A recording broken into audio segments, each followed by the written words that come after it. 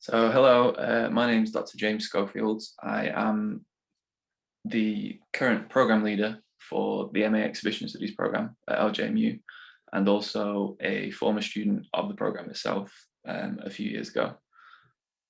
So I've got a good understanding of both sides of both teaching and learning from it.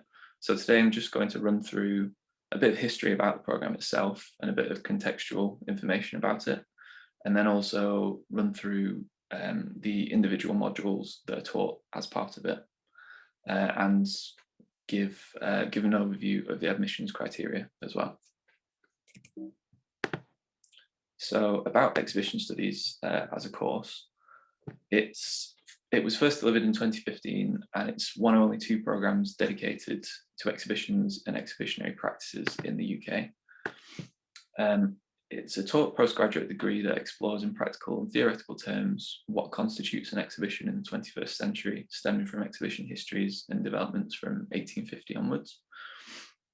The programme considers the history and practice of exhibition culture, and specifically the mediation of curatorial and artistic projects in galleries and museums, biennials and other survey exhibitions, alongside pressing contemporary issues such as institutional critique and intersectional practice. And on the programme, students develop high quality research projects, with a number going on to undertake PhDs at LJMU and internationally, based on their work whilst a student on the programme. And I myself can vouch for this, as the PhD that I completed at the beginning of this year was directly based on research that I started to develop and used whilst a student on the programme itself. So the programme is also part of the activity of the Exhibition Research Lab, which is an academic centre and public venue dedicated to the interdisciplinary study of exhibitions and curatorial knowledge. The ERL is uniquely positioned across academic research and the cultural ecology of Liverpool, underpinned by partnerships with cultural institutions in the city, including Tate Liverpool, Liverpool Biennial and John Moore's Painting Prize. There's regular collaboration between the ERL, the programme, these partners and others nationally and internationally to enrich student learning and provide opportunities for career progression. And alongside these opportunities, there's also regular guest lectures and workshops from external contributors. And in the current academic year, these have included curators and other staff from Tate Liverpool, Liverpool Biennial, Fact Liverpool, Migros Museum in Zurich, and the John Moore's Painting Prize and the Ruth Borchardt Prize, alongside visiting artists as well. So next, I'm just going to quickly run through a few images to show some of the exhibition visits and some of the outputs that students have had while studying on the programme itself. So this first one is a field trip to British Art Show 9, which was held in Leeds. And the image of the work that you can see on the screen is by Bedwyr Williams, who is also a member of teaching staff at the School of Art on the fine art courses. This image is an after hours happening organised at the ERL by one of the students from the programme in response to the exhibition, the John Moore's Painting Prize and the Rise of the 60s, which obviously also was held at the ERL. This again is an image from a student taken on a field trip and research visit that was part of the major project module, which I will talk about later on, but this was an international trip, and you can see the Pavilion of Reflection in the image, which was part of Manifesto 11 in Zurich. And this image shows an installation view of an exhibition titled Tumultuous Noise, which was held at East Street Arts Patrick Studios in Leeds, which was organised by one of the students during their time on the programme. And then finally, this is the front cover of Off Centre number 1, which is a research journal by Pink, which is a curatorial project in Manchester, which was published earlier this year, with a former student, a key contributor to the publication itself, whilst part of the programme. So moving forwards now, I'm just going to quickly talk about the core modules of the programme itself, and then talk a little bit in detail about each one, just to give an overview of what each one consists of. So the programme includes exhibition studies specific modules alongside collaborative modules shared between all taught MA programmes. So for all the taught MA programmes, this includes Research and Practice 1 and Transdisciplinary Practice. And specifically for exhibition studies, there is Studio Practice, Research and Practice 2, which we call Exhibition Histories and Theories, and then the Major Project module, which I mentioned slightly earlier. So the order in which you study those modules depends on which pathway of study you're on, so either part-time or full-time. But generally for full-time students, collaborative module sessions are usually delivered on Mondays and exhibition studies sessions on Tuesdays, with each module following a 12-week semester.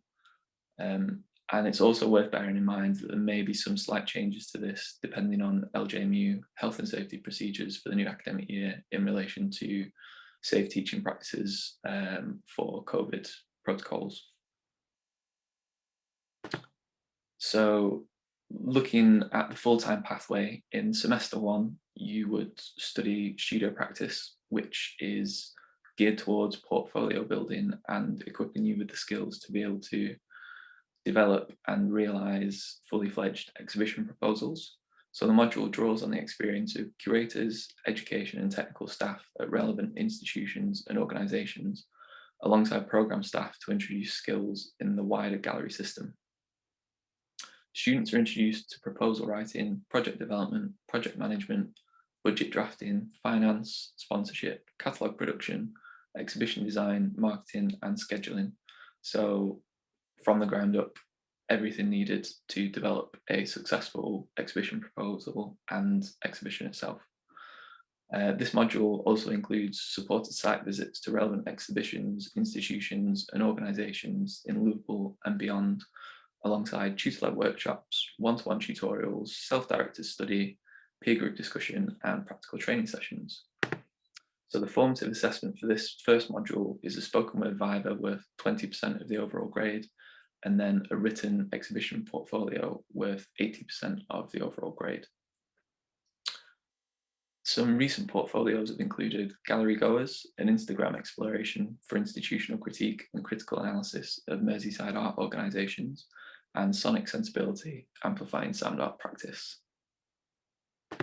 So moving on into semester 2, there's the Research and Practice 2 module, which we call Exhibition Histories and Theories. So this module introduces students to the critical debates around some of the most significant exhibitions in modern and contemporary art, and in particular the ways in which museums and galleries have been challenged by artists and by extension the avant-garde from the 19th century to the present day. So in this module, students are introduced to the histories and practices of exhibition making, deepening their practice of exhibition research to develop theoretical and discursive skills to debate and critically evaluate wider exhibitionary practices. The formative assessment, again for this module, is a spoken word viva worth 20% of the overall grade, but this time a written essay worth 80% of the overall grade too. So recent essays for this module have included: to what extent did notions of censorship and cultural authority impact curatorial practices within museums at the turn of the century between 1990 and 2001? And how can recent Liverpool-based, socially engaged and community-based art practices be deemed successful initiatives through situating them within theoretical frameworks? And then finally, moving on into semester 3, is the Major Project. So the Major Projects module provides students with the opportunity to undertake and complete a sustained research project on a topic relevant to the field of exhibition studies agreed with a supervisor. Building on advanced skills in practice, research and scholarship developed and assessed throughout the programme, students identify and organise a significant piece of scholarly writing or a practical project with a scholarly evaluation report. So the module has 4 main group sessions where students share their ideas and develop their research projects, supplemented with regular tutorials throughout the semester with their appointed supervisor. And the formative assessment for this final module which before you properly begin the projects themselves is agreed between yourself and your supervisor, is either a written dissertation of 15,000 words or a practical project and an evaluation report of 8,000 words. And either of those pathways are both worth 100% of the overall module grade itself. So some recent major projects include, for dissertations, an analysis of how the illicit trade and destruction of antiques resulting from recent conflicts in the Middle East has shaped museum policy and exhibiting practices. Museums at Home, an investigation into arts engagement during lockdown and the potential impacts of such examples on accessibility and inclusion within the museum. And evaluated intersectional frameworks, an assessment of the effectiveness of intersectional curatorial practices in exhibitions staged in Britain between 1989 and 1993. And then some recent practical projects include, can socially engaged curatorial and artistic methods be implemented to help marginalized groups integrate into society and improve well-being? And to what extent can activist art influence social and political change, with particular attention to recent works based on current global political issues? And hopefully through the major project examples and the other examples of assignments for the first two modules, it goes to help show the diversity of research and practice interests that students have had recently on the program itself, and how we encourage and support them to pursue those interests as part of their learning. So moving on to admissions criteria. Applications are obviously welcome from all backgrounds, not just visual arts and curatorial studies. And we do have a track record of good crossover between other backgrounds and areas, including fashion, and even when I studied on the program, from catering and culinary practice. So usually we'd look for a 2-1 undergraduate degree or its equivalent, although there's some flexibility here, particularly if there's evidence of a strong and current practice of exhibition making and or research. But also, as part of the admissions criteria, we'd need evidence of a high standard of written work from yourself as an applicant, and obviously a demonstrable interest in exhibition and exhibition studies. And just as a final note before I wrap up the presentation, from myself as a former student and now program leader for the program itself, the program really did help me make sense of my own research and practice.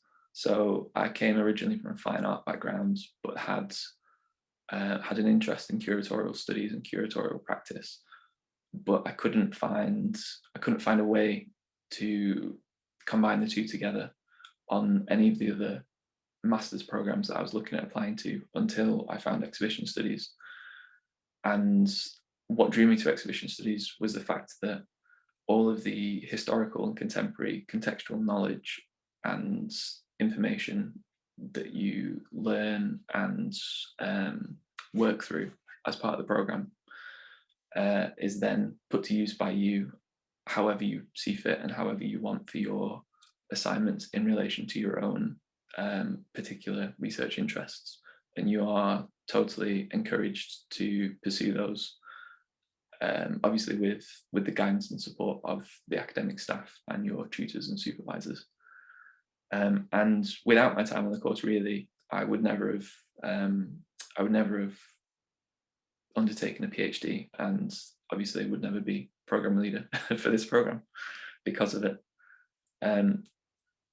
So I would wholeheartedly recommend the program itself, as both not only a learning opportunity, but a professional development opportunity as well, because of the connections and new networks that you'll make through the guest contributors, and also through external site visits and research opportunities.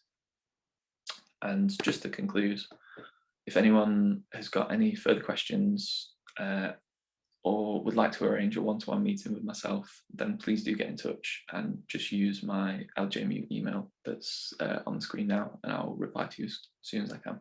Thank you.